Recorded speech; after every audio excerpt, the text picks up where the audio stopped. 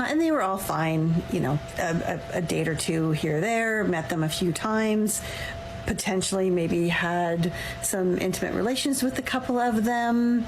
And then I met Catfish. So I started talking to Catfish in March, middle of March. And we have been talking pretty consistently since then. Still never met. Is it weird? Yes. Do I think that there is something about him? Yes. However, do we have fantastic telephone conversations? Yes. And I'm addicted to it. I can't let it go.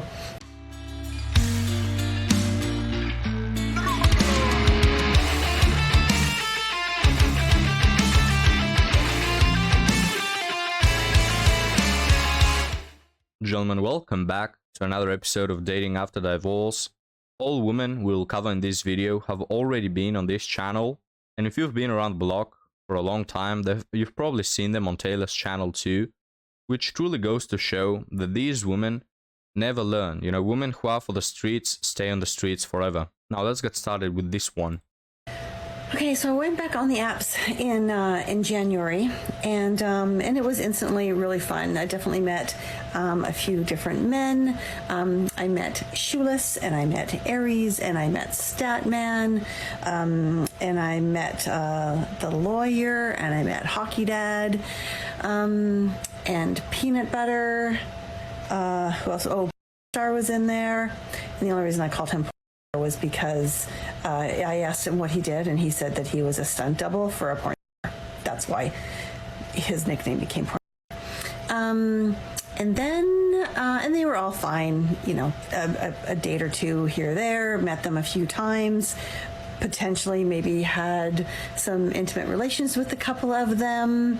And then I met Catfish. So I started talking to Catfish in March, middle of March, and we have been talking pretty consistently since then. Still never met. Is it weird? Yes. Do I think that there is something about him? Yes. However, do we have fantastic telephone conversations? Yes. And I'm addicted to it. Yeah, of course you are. Let her finish. I can't let it go. Yeah, she can't let it go. That's the reason why she's single, and that's the reason why she's essentially practice for the guys to have hookups. She's nothing more than community property. She defines what being for the streets are, because that's what she likes. Essentially, the reason why she's addicted to this guy and she can't let it go is because there is something about him, because of the red flags. You see, because women like this, they are addicted to anxiety. So if you are a guy who DMs her and you say good morning queen and you're a good guy and you are stable and you have plans for the future, well, she's in her 40s, so I don't know what future we're talking about, but imagine when she was in her 20s, if you were that sort of guy, she would have passed you. She wouldn't like that. The women like this, they don't like stability. That is why, gentlemen, we have channels such as mine, such as Detective Walks, Taylor's, that just say to guys, tread carefully, because the blue pill narrative is not what defines reality the way it is. What defines reality is that a large percentage of women in today's society are clinically insane, right? They will trash your lives. They are probably the worst thing that can happen to you. You'd rather break both your legs than date this woman right here. Because let's sum her up. She is divorced. She's in her 40s. She has been, she has dropped more boxes than Mike Tyson. And she's still doing it, even at 40. Right? And there are still guys that want to commit to this woman. Not the ones that she's dating, of course. The ones she's dating just smash and pass. That's it. But there are still guys interested in this sort of woman. So guys, just, tread really carefully, because women like this, they screw your whole life, They just make everything miserable. Ask her ex-husband. So again, to go back to the point, the reason why she can't let that man go is because she's addicted to all the bad things, all the wrong things, all the red flags. We feel no sympathy for ruins like this woman, just a bag of ruins, because they've made that path, they've walked every step of it, and they want to reach the end goal of passing away alone. So he hates that his nickname is Catfish. He insists that we're going to meet. He just had his 40th birthday a couple weekends ago. But yeah, we have fantastic conversations, spicy conversations, both texting and on the phone. I just really enjoy it. I don't know what else to tell you. I would love to tell you that I meet him. I'm supposed to meet him this week. I'm not holding my breath. If my girlfriends at the gym, they just laugh at me at this point, which is why we affectionately call him Catfish. Yeah, so anyways, okay, next. Right, guys, so guys, if you don't remember this woman, we covered her a few episodes ago, and she was talking about a guy who was nice. She even mentioned he's a good guy, but he's not my type. That's the way she defined him. Because again, the type of men that these women are attracted to are not the good guys who can, give her the best life. No, the guys she's attracted to are the ones that just smash and pass. And then again, she has so many TikToks. I don't understand, guys. How is it possible to be dating so many men, being so unattractive? Not to be mean, but being objective. You are divorced in your 40s, not attractive. You are community property, and there are guys that still give you the one-night stands. I don't understand that, guys. But again, it just goes to show these women, they will never learn. Some women, we often hear the words, I just haven't met him yet. That person who is right for me, I haven't met him yet.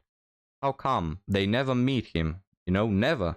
They never meet him, gentlemen. You can check on this woman's profile in 20 years' time. She will still be single. And you can tell that right from her 20s. If I saw that woman in her 20s and I saw the way she thinks, the way she proceeds with men, if I could see her body count at 20, I would have guessed that she will end up hitting the wall, and and then she will end up with cats and boxed wine, because that's the future that awaits all women who have high body counts. They follow the same pattern, they follow the same philosophy. They get rid of all the good men just to end up dating the bad boys, and then we hear the question, where are all the good men? I went on my first date yesterday in over a year. Let's talk about it. First, here's what I'm willing to tell you about the guy. He is a chef who went to culinary school in Mexico, where he was born and raised. He's tall. I'm guessing he's about 6 feet tall. He's very handsome. He's got a full, thick beard and hair longer than mine. He keeps it pulled back in a bun, and when we talked about it, he said that he believes in the shamanic way of not cutting your hair because your hair is like an antenna for emotions, which I fucking love. He's a vegetarian, although he works in a restaurant where he has to cook meat and taste, but he just chooses not to consume animal flesh. He meditates every day and stretches at the beach. He and I have a near identical view of spirituality and the universe. He has a very gentle spirit, but at the same time he laughs at my jokes, which are totally inappropriate. He has been a good listener, so consistently, even through our text chats, he will remember things I say and ask follow-up questions. And even when we were speaking yesterday in person, he really took the time to just hear me and ask questions. And when it was his turn to share, he was really great about just being conversational and not just sucking all the air out of the room. Obviously. So we have Prince Charming right here, gentlemen. Now I think we should teach this woman what the halo effect is. It basically means that the reason why you like this man so much and the reason why you're citing so many good things about him is because he's 6 feet tall and attractive and leagues above yours. That's it. I'm not buying that this man is Prince Charming. Yeah, he may be good looking, have many things going on for him, but if we had the same attributes of a man, the same thing, good listener, yada yada, but he was a 5'4" man, she wouldn't be talking like this. You know what I mean? If he wasn't attractive, if he had all the same attributes but wasn't as attractive, he wouldn't be hooked, right? Or if he wasn't as tall, or if he wasn't as rich because he has many time to, you know, go do whatever he wants and go places. I'm assuming he's rich, right? So the halo effect, you attribute a lot of good things to him just because you like him physically. If we had the nice guy who has all those things but is just not as attractive, we wouldn't have the same outcome, which again, let me reiterate on the argument that women in large proportions, they fall for the top 5% of guys. If you are below top 5, you can have as many things as you want going on for you, but you will not be valuable in the eyes of women as this. Obviously, we have a shared love of food. And I know there's probably many more great things that aren't coming to mind right now, but let's talk about the potential red flags. The first is that he is not a permanent resident in the US or here in Hawaii. He is a resident of Mexico, and he comes to work here in the US for 5 to 6 months before going back home for 2. And this 100% fits my MO of dating men who are not only physically unavailable, but often emotionally unavailable. He has never been in a long-term relationship, but he is turning 35 next month. And yes, he is a little over 8 years younger than I am. He says it's because he's never met anyone that matched his vibe. I said, that sounds a bit like a red flag. It's giving potential fuckboy energy. No, really? I can't believe it, man. Could you have guessed, gentlemen, that he was an F-boy? That he was Chad after the long description? But this woman is like, no, I think that maybe he may be an F-boy. No, you don't say. Like, she mentioned she's in her 40s and she has the mentality of a 15-year-old girl. Come on, like 15-year-old girls, they think alike. When they still haven't experienced Chad and they still don't know the red flags. He definitely participates in drinking culture, which I've seen among many chefs and among many Mexican men. And I say this as someone who is part Mexican. I have a history of dating addicts because I came from a family of addicts. No, it's not because you came from a family of addicts.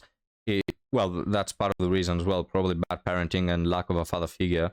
But still, the reason why you have, you know, the big coincidence that you date so many men with addictions, and the extremely big coincidences that you always chase Chad are because of you. You can't blame anyone else for this. It's you in the end who makes these decisions. It's you who chases these things. It's not like, guys, women often say, why do I attract all the bad boys? And they don't attract them, they just get rid of all the good guys, and only the bad boys and the F-boys and the Chads are left. You know, it's not about attracting, you're not attracting them. You're just getting rid of all the others. So what I'm doing is I'm logging it all in the back of my mind, not getting too attached, and allowing myself to just have fun and see how this unfolds. I'll just have to wait and see if this is a love or a lesson. Love or a lesson. So make your bets, gentlemen. Is it love, true love, you know, with Prince Charming, or is it just Chad pumping and dumping her quote unquote lesson, as she says? Yeah, a lot of lessons. You know, this woman has a lot of lessons throughout her life.